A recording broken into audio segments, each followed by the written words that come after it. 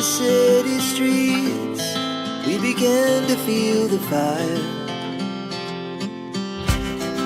We rise like tall buildings as the chemicals they take us higher. The night's young and it's just begun as she puts her hand in mine. We wanna chase the night, wanna dance to the light, pull the stars from the sky, just two hearts running. Never sleep, never stop. Every shot from the top, every shot from the top. We're gonna be.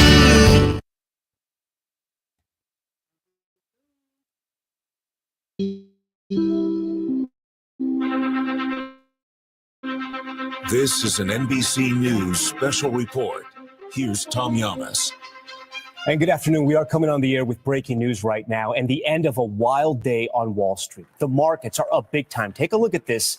At the closing bell, the Dow surging more than 3,000 points and erasing about half of the losses we saw since President Trump announced his tariff plans last week. It comes after the president made a major change to his policy today. The president pausing tariffs for 90 days on trading partners that have not retaliated against the U.S. and reducing tariffs to the blanket 10% that went into effect over the weekend. I want to get right over to NBC News senior business correspondent Christine Romans. Christine, that's part of the story. Let's start right there. The Dow seeing that post on Truth Social and just taking off. Taking off. I mean, unbelievable rally there. And as you said, cutting in half the losses, more than half the losses from the last few days that were all tariff worries. This is the president saying that he is pausing those really big, many saw as damaging reciprocal tariffs, just keeping the 10% on everyone. Things stay the same for Canada and Mexico, but then really turning the screws on China, 125% tariffs on China there. So the market just exploding here. So that's the other big headline. The 125% tariffs on China, that advancing, but that not spooking the market. Yeah, no, because I think the fact that the president stepped back after saying he was going to keep these tariffs on and they would be permanent. How many times did we hear there would be no negotiation when? Now the president says there's 75 countries that they've been talking to and then they will try to negotiate. What this means for the stock market is that there's wiggle room here, that they can see that maybe there could be a way to avoid a recession. They can see perhaps a way that really damaging super high tariffs won't stay on forever. They're just looking for anything that is an off-ramp. Any companies that stand out to you that had a banner day today with this change in policy? Yeah, we saw Walmart just explode higher. Very good day there. NVIDIA, that's the chip maker. It had been really beaten down this year. It bounced back. Even Apple, which makes a lot of stuff in China, bounced back, partly because other places it's been shifting production to, like India. They saw lower tariffs, some tariff relief in places where Apple has been looking to try to diversify. All right, Christine, stand by for us because we know that this could change at any moment. So stand by for us. President Trump spoke to reporters just within the last hour about his decision to pause tariffs. Here's some of what he had to say. They all want to make a deal. Somebody had to do what we did, and I did a 90-day pause for the people that didn't retaliate, because I told them if you retaliate, we're going to double it. And that's what I did with China, because they did retaliate. So we'll see how it all works out. I think it's going to work out amazing. I think that our country is going to be at the end of a year or shorter, but I think we're going to have something that nobody would have dreamt possible. Okay, we also want to show you some live pictures right now. President Trump is inside the Oval Office. He is signing an executive order from what I'm being told by our control room. This doesn't have anything to do with the tariffs right now, but these are live pictures coming in from the White House, which has been a very momentous day for the president. Garrett Hake has been following it all for us. Garrett, walk our viewers through what exactly happened today. It essentially was one post on Truth Social that totally swung the markets in a different direction. That's right, Tom. That post coming at the conclusion of a meeting that the president was having this morning with his Treasury Secretary and Commerce Secretary.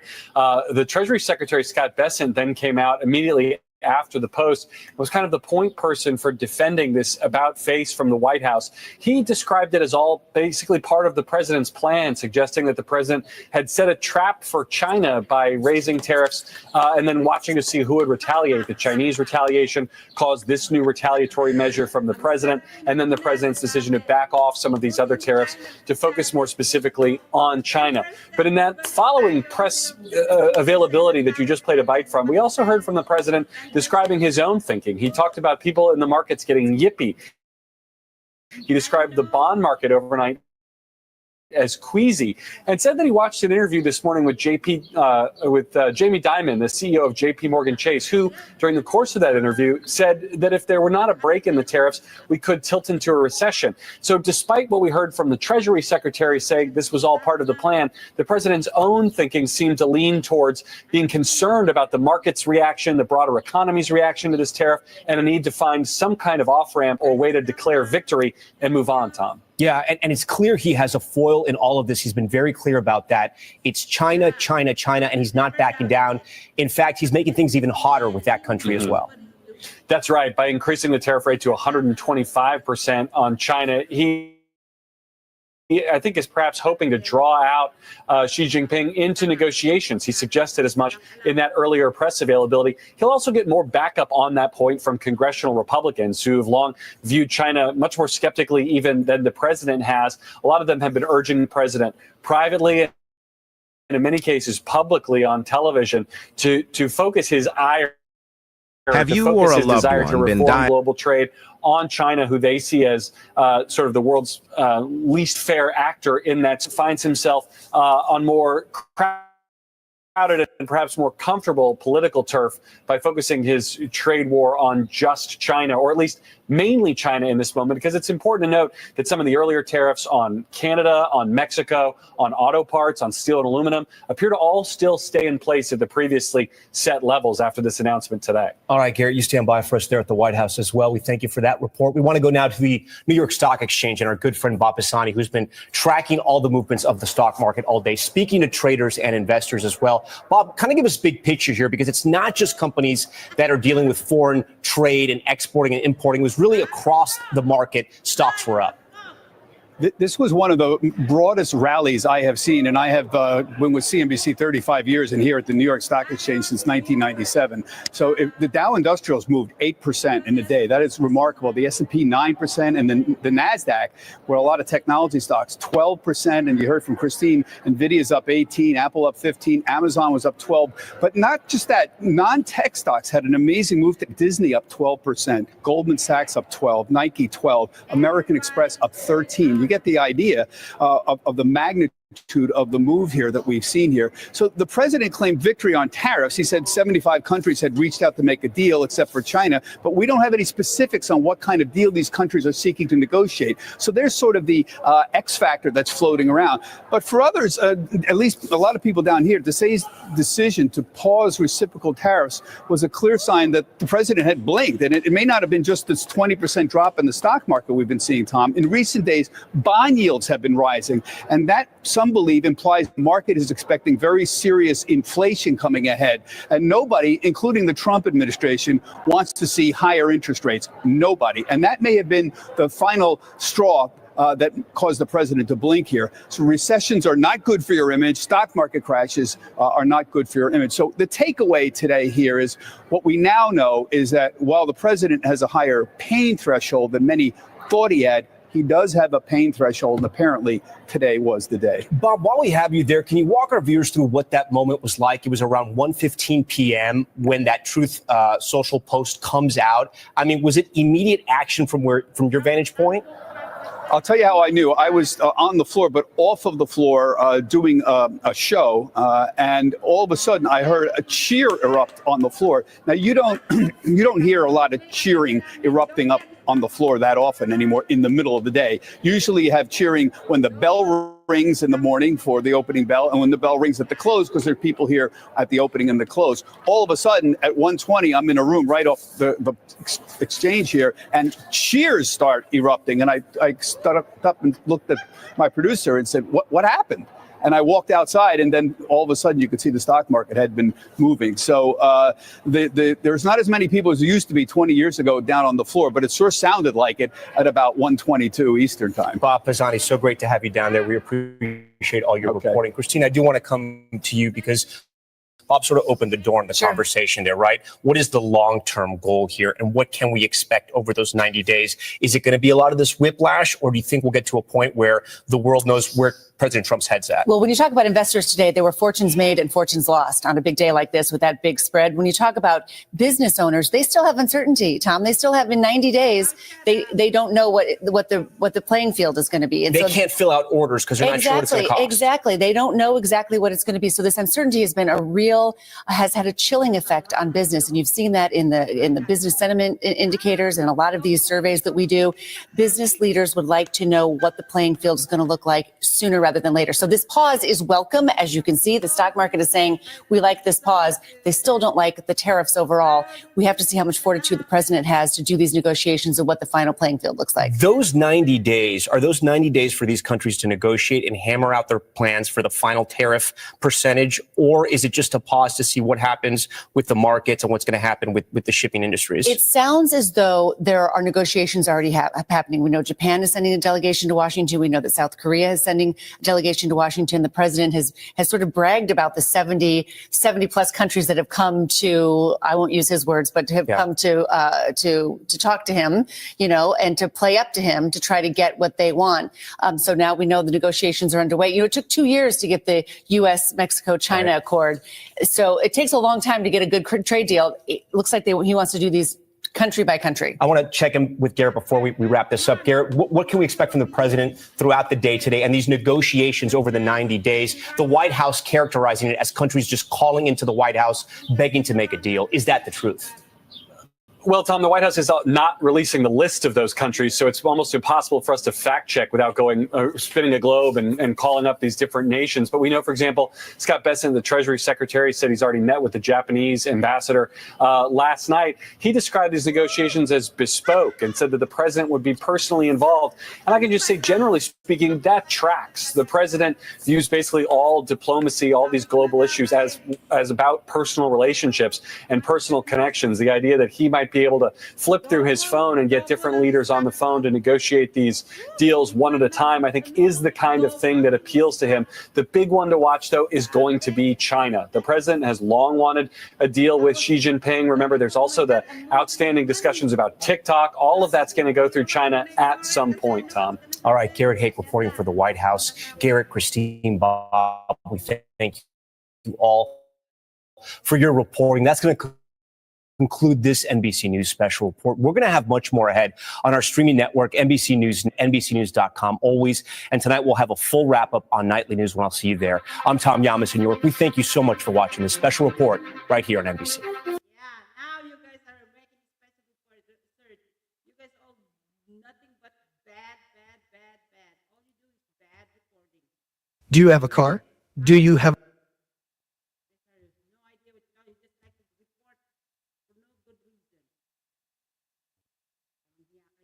for joining us. We come back to you with some more breaking news as we continue to follow the futures market as it just opened about 56 minutes ago.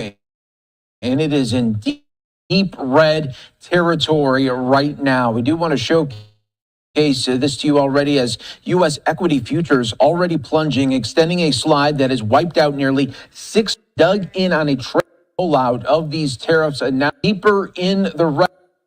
Might open tomorrow morning. Obviously, everything. And Thursday market closed on lows. Not a good sign. What we saw on Thursday and Friday and these early,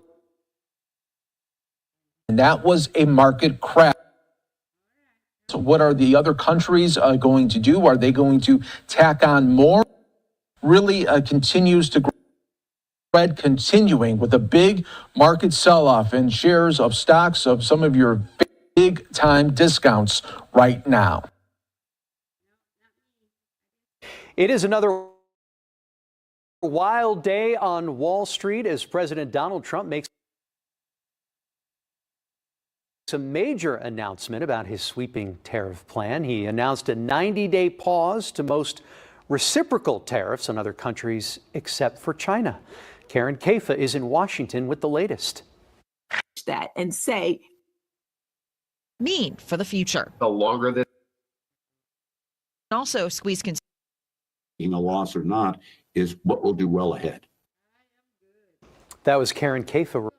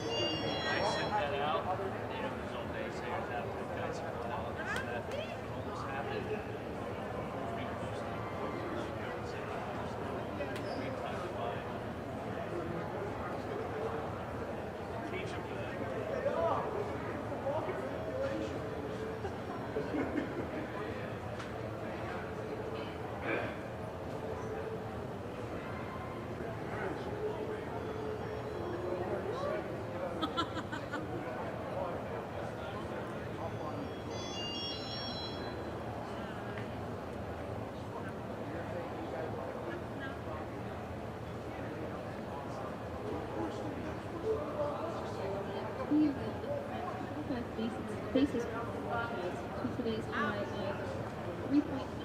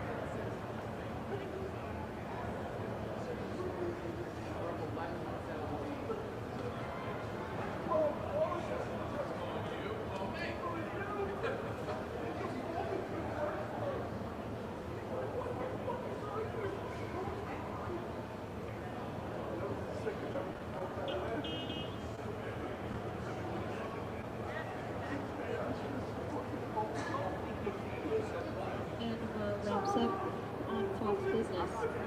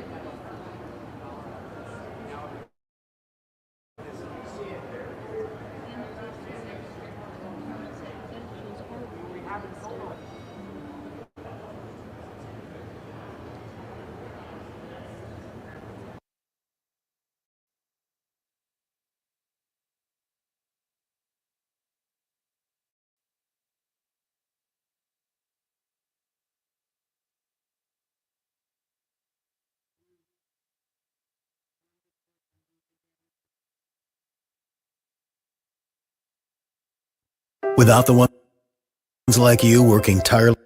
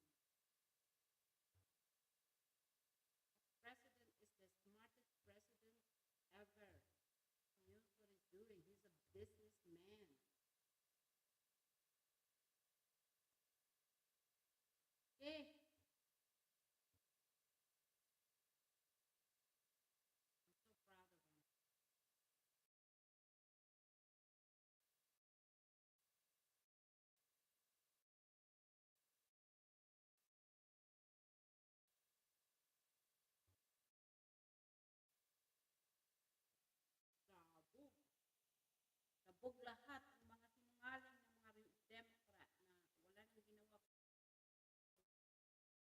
kundi magnega, sinungaling.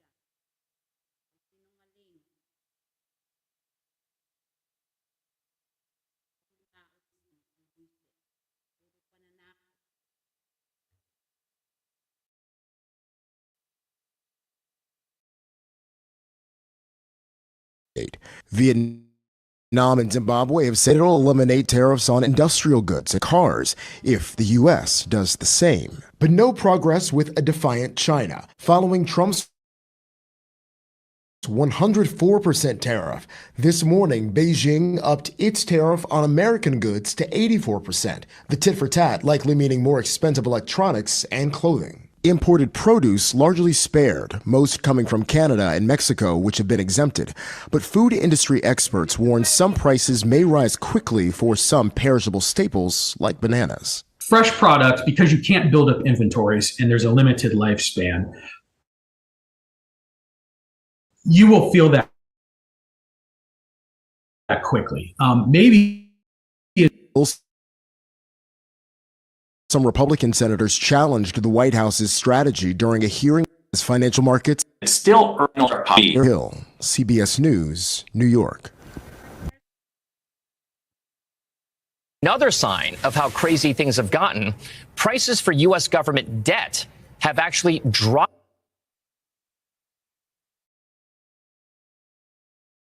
I didn't think turmeric worked without black pepper, but then I saw this clip. The turmeric is oil soluble. Texas, this is the Will Cain Show. I don't think it's an overstatement to say that unfolding before us in real time is one of the biggest stories of our lifetime. At times, confusing, maybe even a little boring. We're not Fox Business and we're not CNBC, but we're talking about the tariff and trade war unfolding right here under the administration of Donald Trump. It promises to potentially rebuild the American middle class, restructure the global world order, but also runs the risk of economic collapse and perhaps even war, as all focus now turns to China. In that event, we want to turn now to the Oval Office, where President Trump is signing executive orders on rebuilding maritime dominance, and I'm sure he will receive questions when it comes to tariffs. Here is President Donald Trump. That's a natural.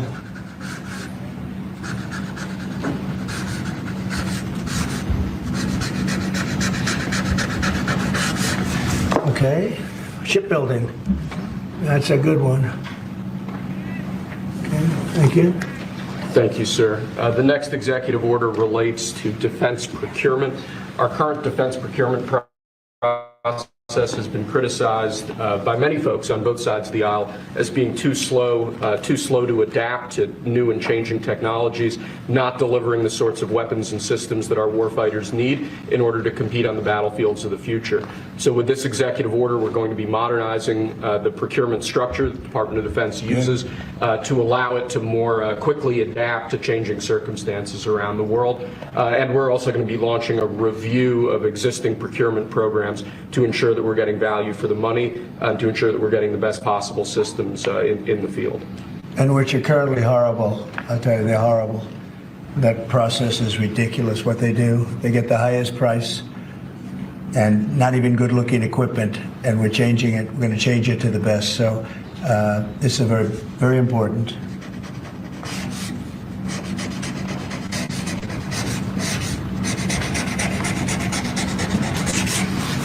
I want to say hello to Brooke.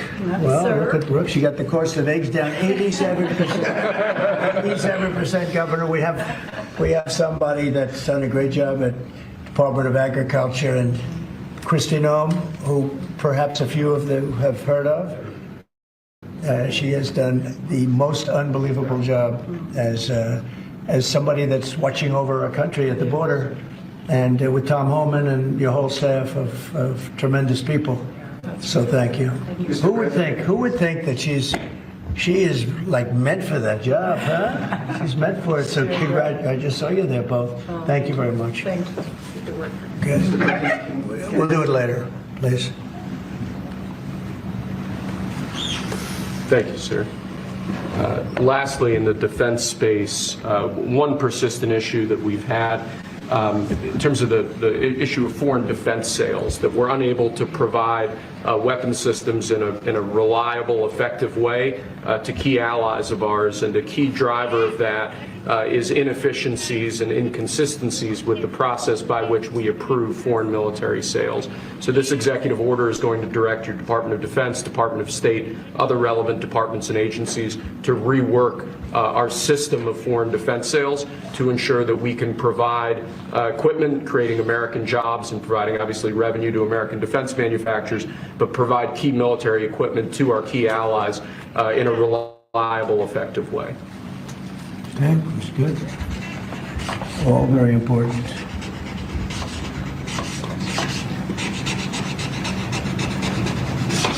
Okay.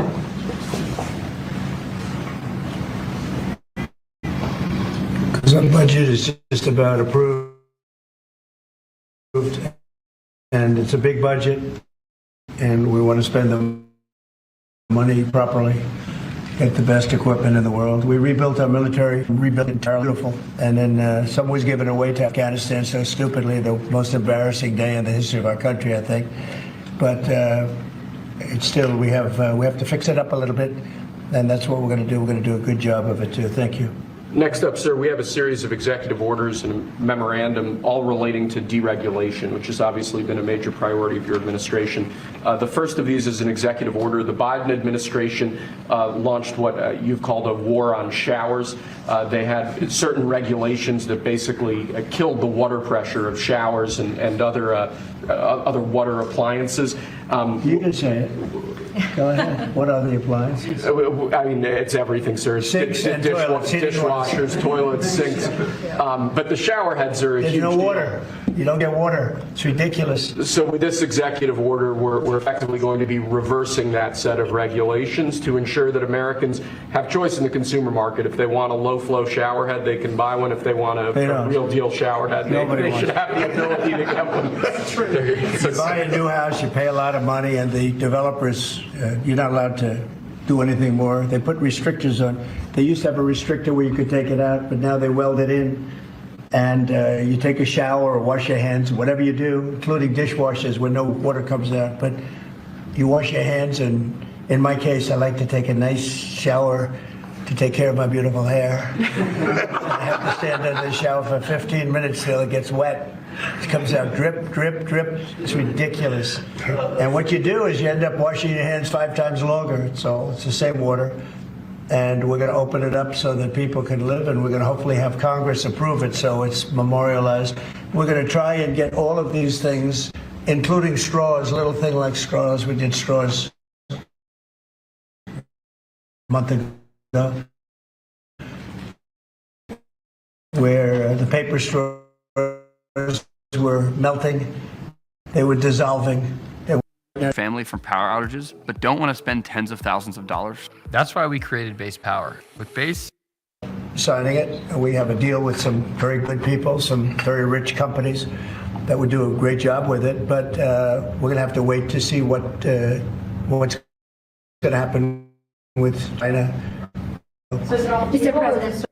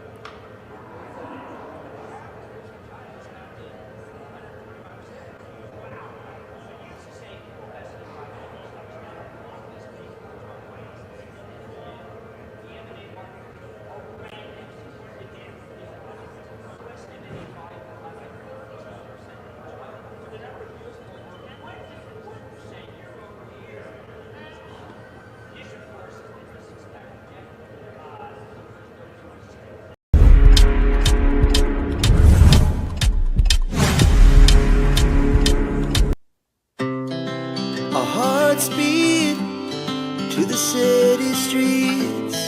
We began to feel the fire. We rise like tall buildings as the chemicals, they take us higher. The night's young, and it's just begun, as she puts her hand in mine. We wanna chase the night.